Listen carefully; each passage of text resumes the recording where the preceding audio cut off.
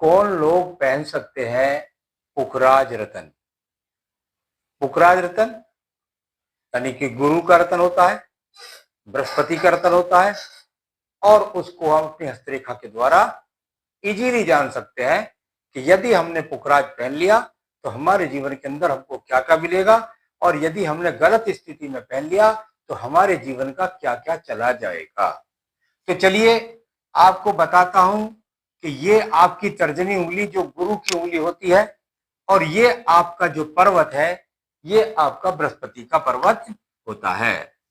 तो यहां इस बात को जान लीजिए आप। तो गुरु पर्वत पर यदि आपका किसी भी प्रकार से कोई भी यदि ब्लैक स्पॉट है, या इस गुरु पर्वत पर किसी प्रकार से लंबी लंबी आड़ी रेखा है, भले ही यहां पर खड़ी रेखा भी है,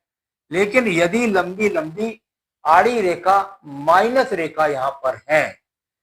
तो ऐसे व्यक्तियों को, या यहां पर कोई यव का चिन्ह बना हुआ है यानी दीप का चिन्ह, चाहे वो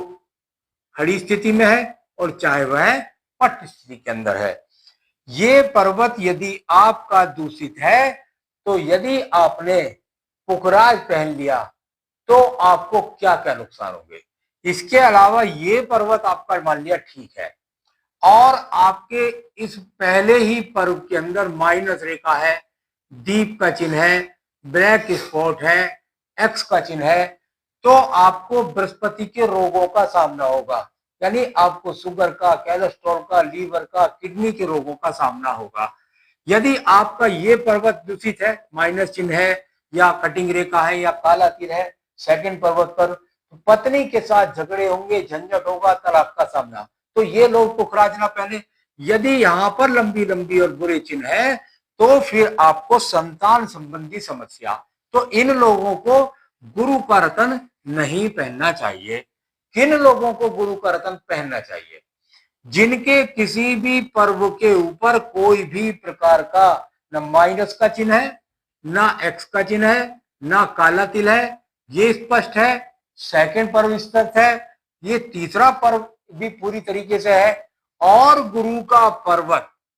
भी, इनके गुरु पर्वत पर किसी भी प्रकार से चतुर्भुज का चिन्ह मिलेगा, या त्रिभुज का चिन्ह मिलेगा, या यहां पर एक्स का चिन्ह मिलेगा, या यहां पर नक्षत्र का चिन्ह मिलेगा, यहां पर इस प्रकार के चिन्ह, या यह पर्व तीनों के तीनों खाली भी है